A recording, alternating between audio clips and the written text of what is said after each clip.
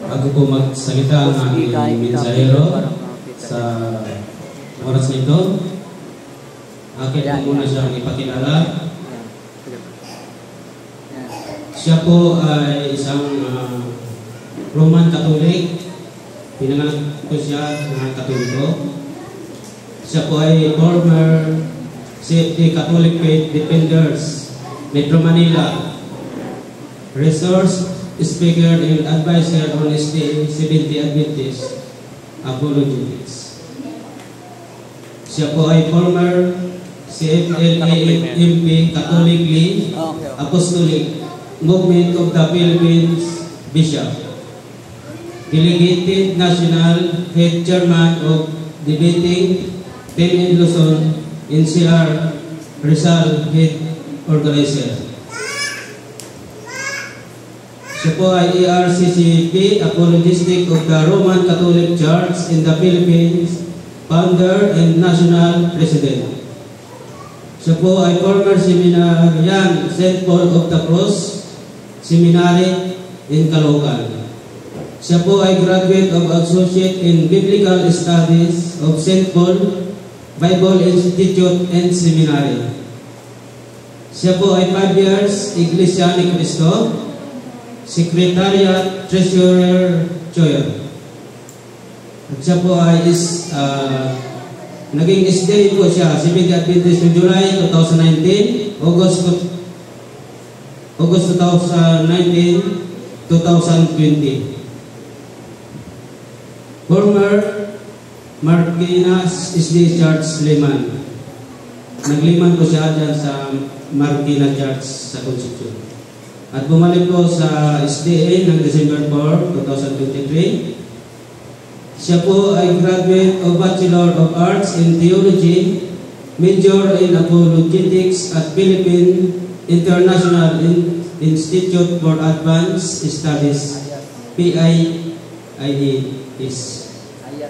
Ayas, yan po. Ang tinutukoy ko po na ating mensahero sa oras nito ay walang iba po kundi si Brother Linmar Santiago. Siya po ay taga Libis Tumana, malapit lang po sa atin. Siya po ay 26 years old, binata po. Siya po ay, kung nakapagsamba po kayo sa Champaka Church, kasalukuyan po na ginagawa yung ating bahay sambahan, siya po ay nag-speaker doon.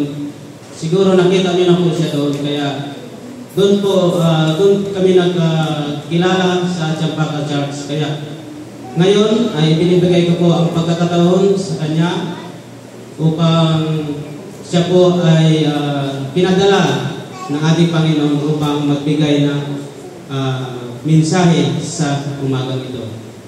At happy Sabbath po muli.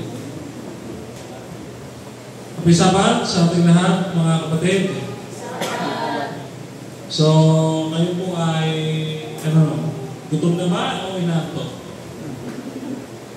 Dahil katanghalian, tapat na ito yung patay na oras, no? Mga kapatid. Pero tayo ay niluluwalhati natin at pinupuri ang ating Panginoon at patuloy tayo nananambahan sa Kanya sa mga sandaling ito, mga kapatid. So, ang aming po maliit na lingkod ay nagpapasalamat, siyempre, sa ating mga elders na narito sa ating iglesia, sa ating pag-invite sa atin. At siyempre sa ating kasama, si Brother Felix Amoncio, na kanina inyo napakinggan ang kanyang napakagandang paghahandog ng awitin sa ating Panginoon. So, puli ng Panginoon, binigyan tayo ng kamangkagawa natin na sasama sa akin sa paglilingkod sa Metro Manila. So, ang yung lingkod, hindi na mag-iisa, katulad noon na nag-iikot.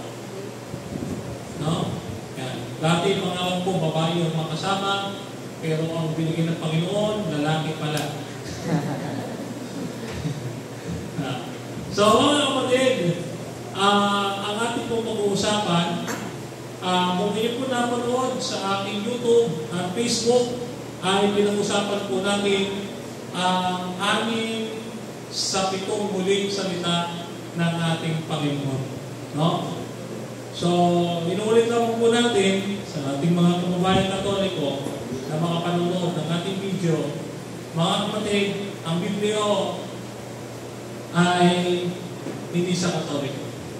Ano man ang ating pagnilayan, ano man ang ating basahin, ito ay salita ng Panginoon at hindi ng sinong tao. No? Hindi pagmamayari ng sinong tao, kundi pagmamayari ng ating Panginoon.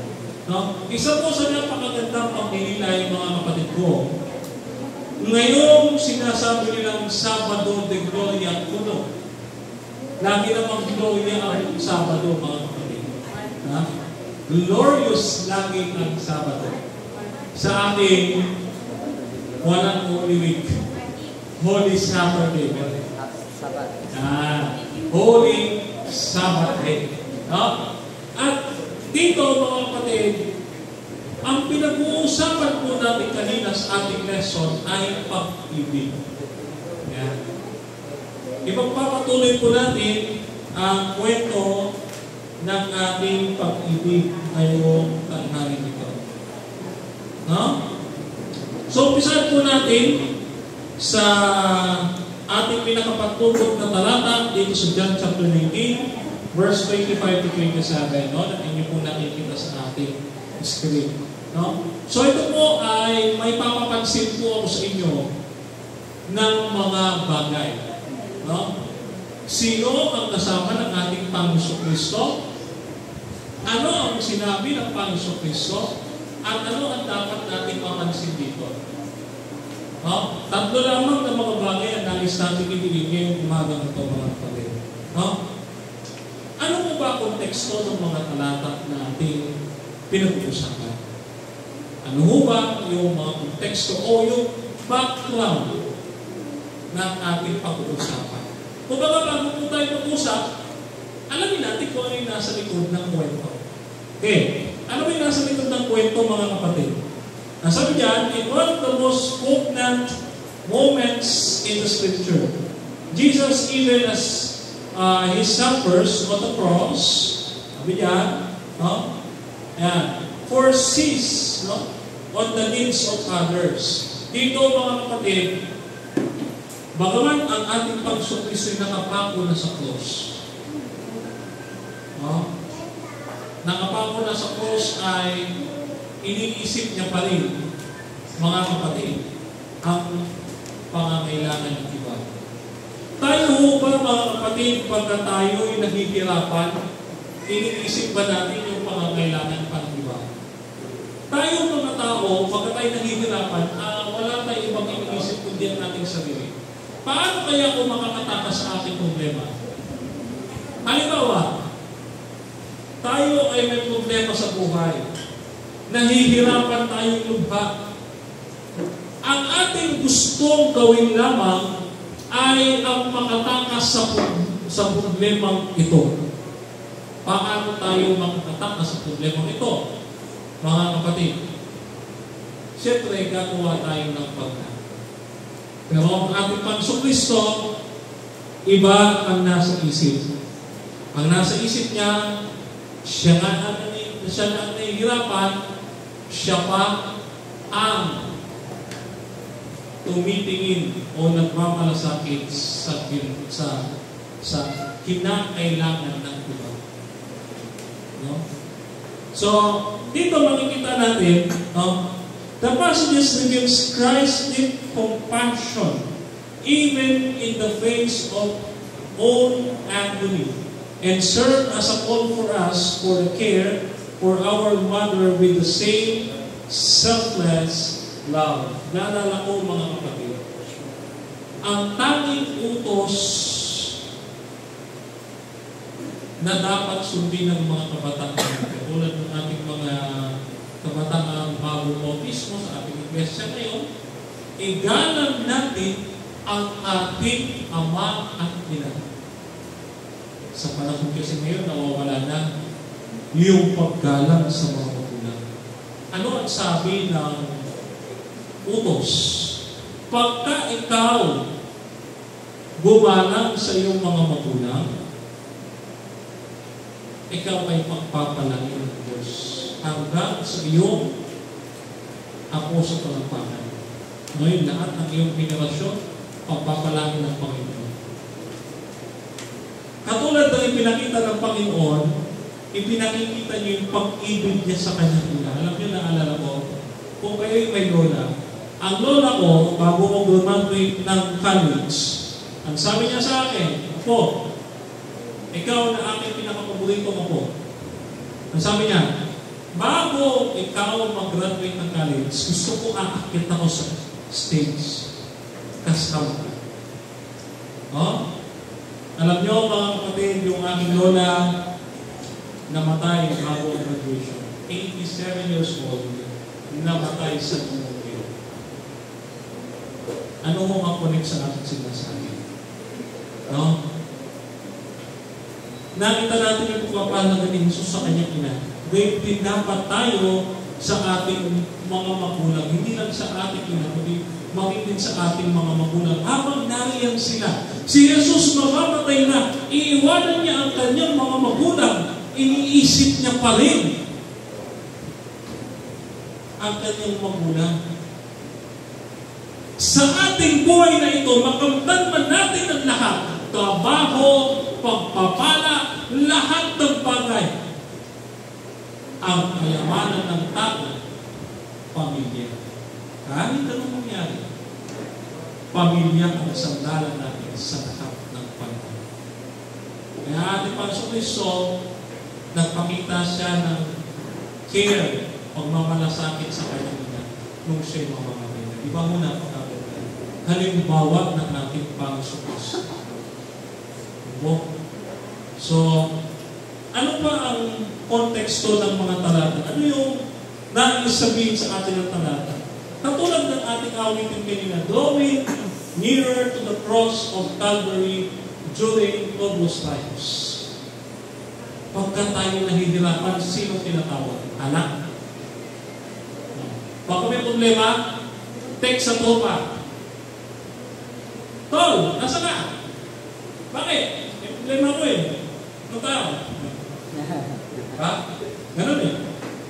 O kaya, babae. Ang babae, paano ba kapag may problema? Ayan. Text. Sa kaibigan, bet, more tayo. Ha? Pero ang Kristiyano, paano ho kapag may problema? Pray. Manalangin. Going nearer. Hindi ka lalayo.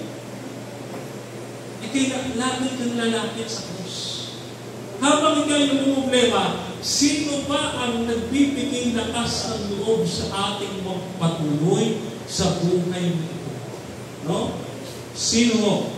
So, Mary's presence highlights her enduring faith and love. Despite the horror of watching her son suffer, she remains near, standing by the cross. The moment fulfills Simon's prophecy in Luke chapter 2, verse 35. No? Her presence challenges us to remain faithful in times of suffering, trusting in God's plan, even when we do not understand it. Minsan, hindi natin maintindihan kung bakit namumblema tayo. Lord, bakit ganito? Nagsisimba naman ako. Nag-iikapu naman ako. Nagpipray naman ako. Nagdi-devotion na naman ako. Mabait akong tao. Tumutulong ako sa iba. Pero bakit ako namumblema? Dapat pa sisipin pa rin. Bisa sisipin natin yung ating sarili. Sapagkat tayo mismo mga kapatid ang nagiging problema. Sapagkat hindi tayo nagiging remain faithful. Hindi tayo nagiging tapat. Ano sabi sa ating lesson? Dalawa lang. Ang uri ng babae. Tapat at hindi tapat. Ano ba tayo uri dapat? Dapat faithful. Tapat. Habang tayo'y nakakaranas ng problema, we never back down. Mga kapatid. Hindi tayo umangatras.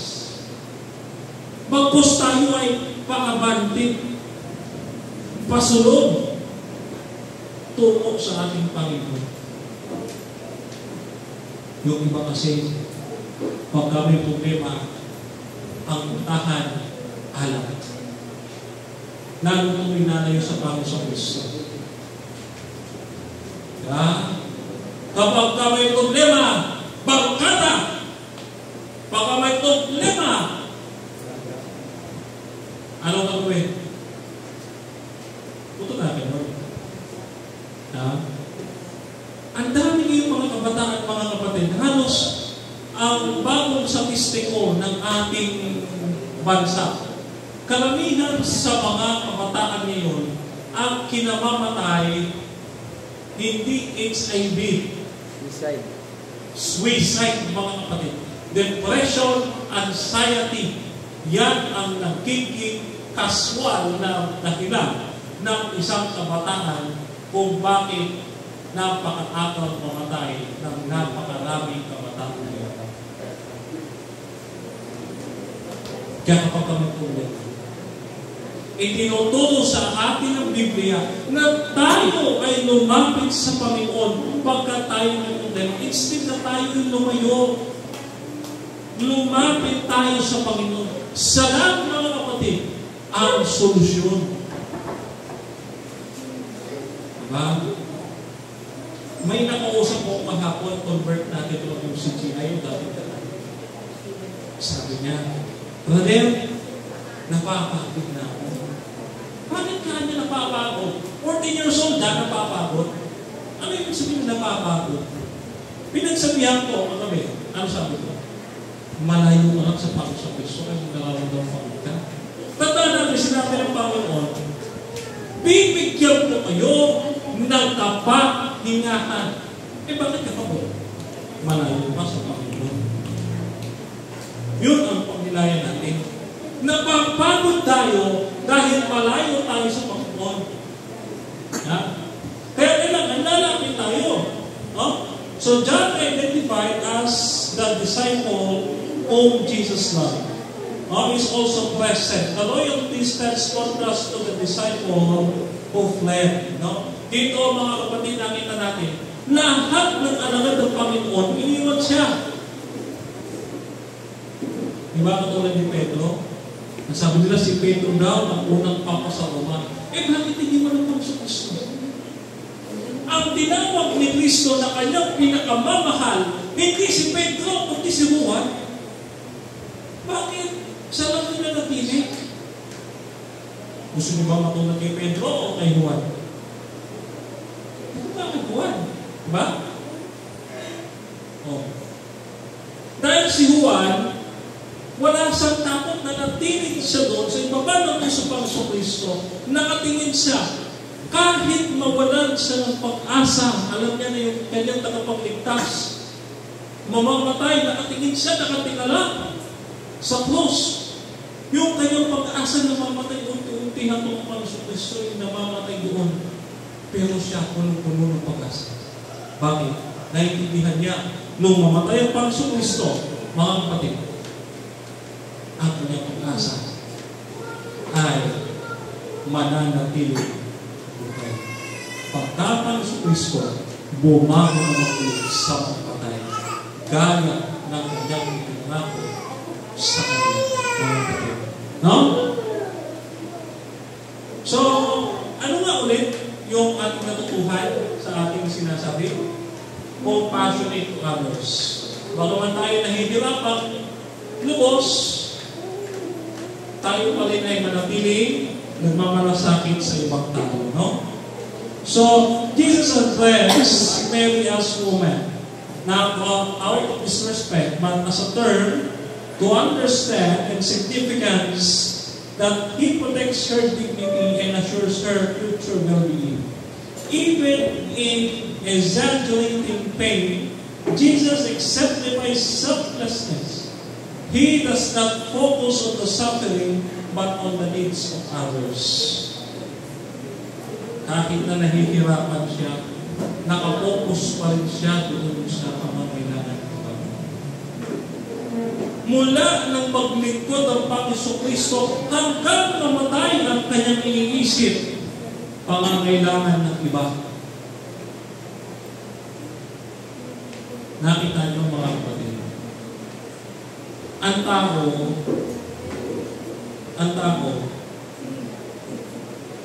kapag mamamatay na, sa isa pamilyang mayaman. Sino ba mayaman dito? Eh, mayaman ba dito? Mayaman o mayabang dito? Kapag ang isang mayaman namatay, ano gagawin? Last will and testament. Ano nila naman nun? Ibibigay sa mga kamag-anak o sa mga anak yung pupunta rin o yung magiging mana nila. Yes, bigay ka, in the same way, may politika. Pinag-aawayan ng bawat anak yung mana. Kasi yung namatay na tatay may paboritong anak. Gusto niyang isalba ang kumpanya at ibinigay ko sa kanyang paboritong anak. Hindi ba ang sarili yun?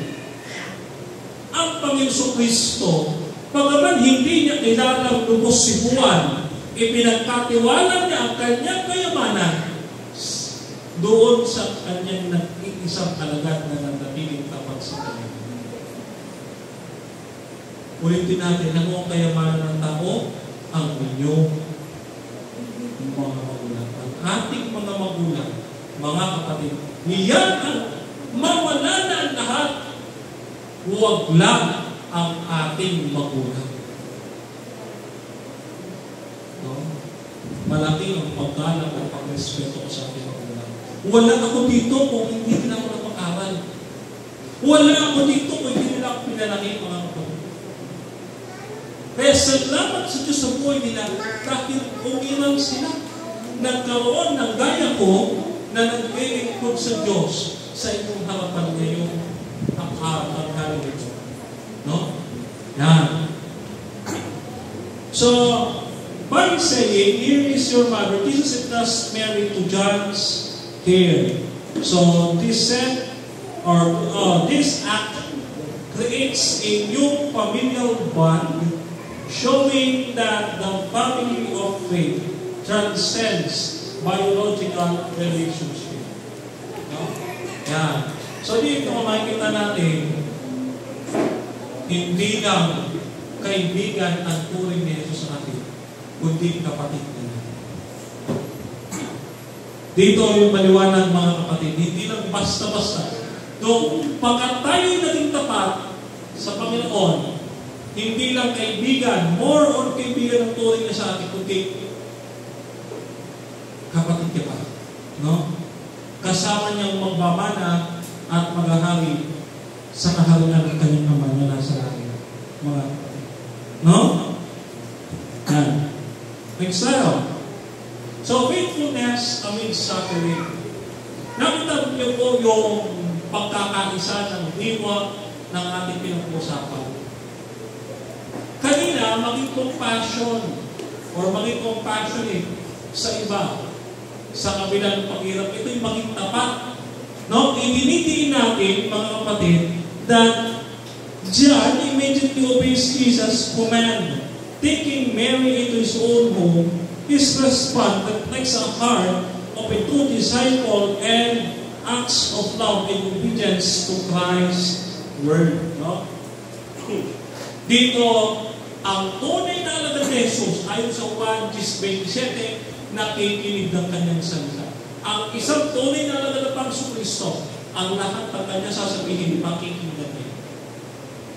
Tayo ba sa ating buhay, tayo ba ay tagapakinig lang o tayo ay tagatupad? Wala na, labas dito. Pasok dito, labas dito. No? Katulad ng kanilang ating sinasabi, yung pag-ibig sa magulang na ginawa ni Jesus kay Maria. Pagka sinabi ng ating Panginoon, igalang mo ang iyong ama't ina, ginagawa ba natin yung sa bahay? O tayo ang hari-harian sa bahay? Ano sabi ng kabataan ngayon? Ano yung nasa Facebook, kinabasa ko? Ano sabi? Ano ko lang? Ha? Ganun na lang, utos-utosan natin yung ating mga magulang. Makikita ninyo, mga kapatid, mayroong santo-santuhan, hindi lamang sa loob ng iglesia ito, kundi maging sa labas, may mga santo-santuhan. Bakit? Nagsimba, isang oras. Pagkatapos sa isang oras, may nabago ba? Wala. Nakichismis na to sa kapitbahay.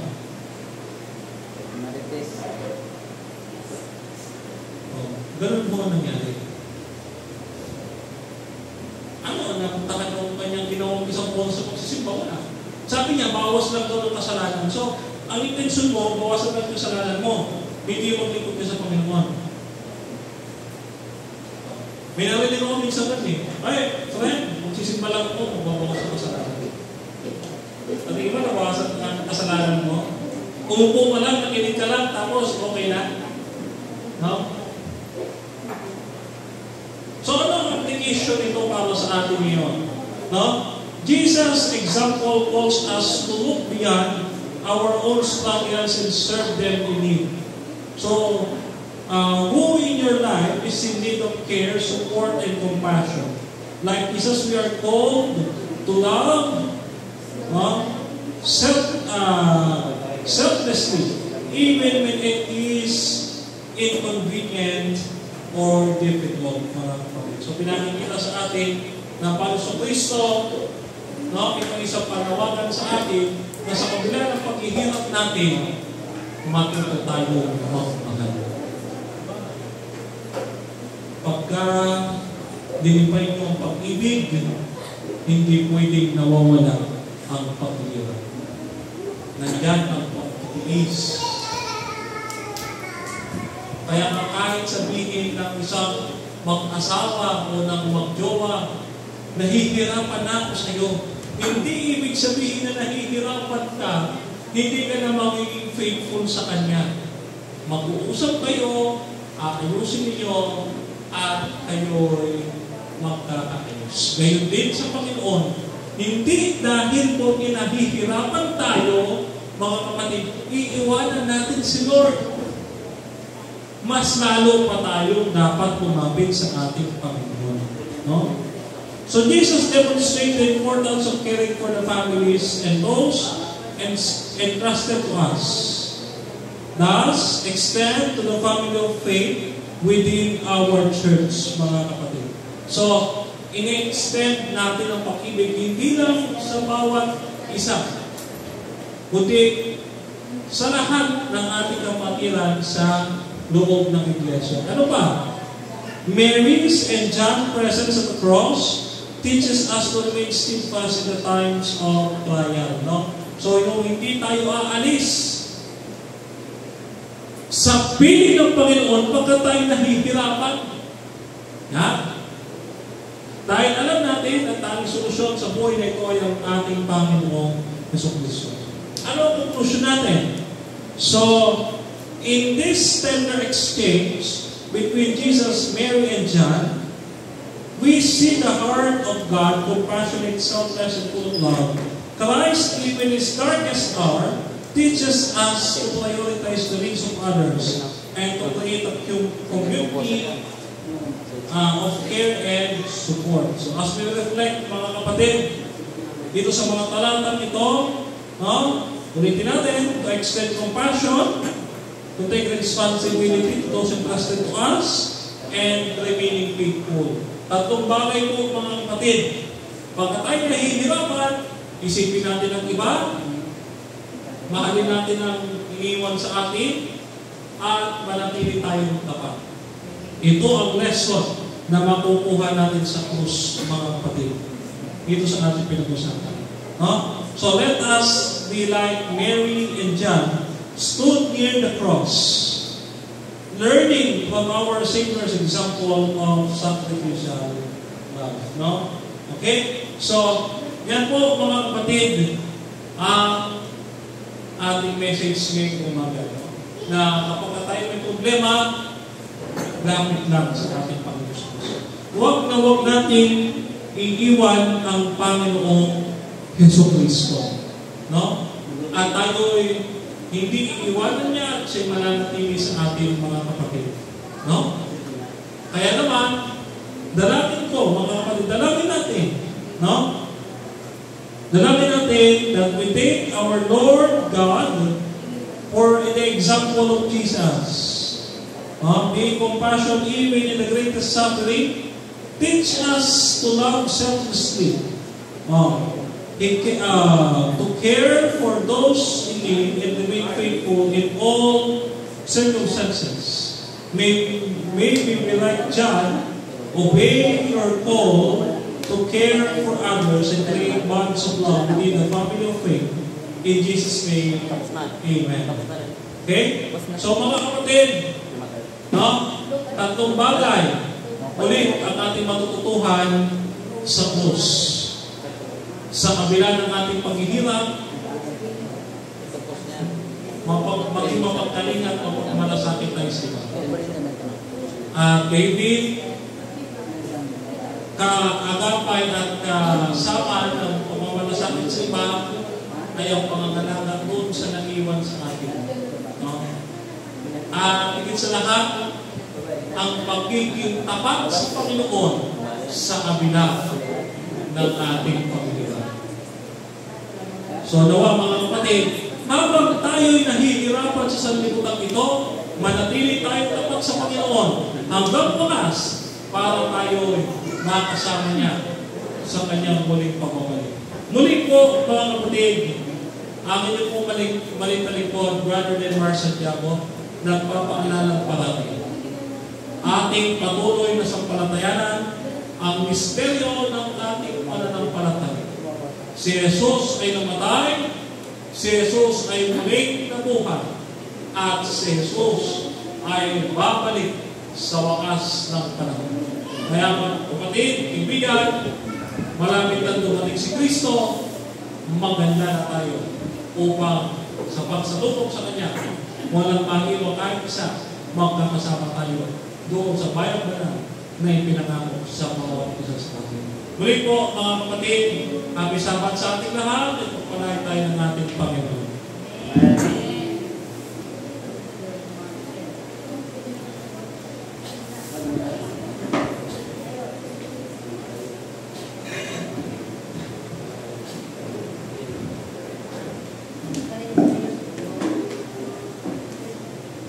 Namatay.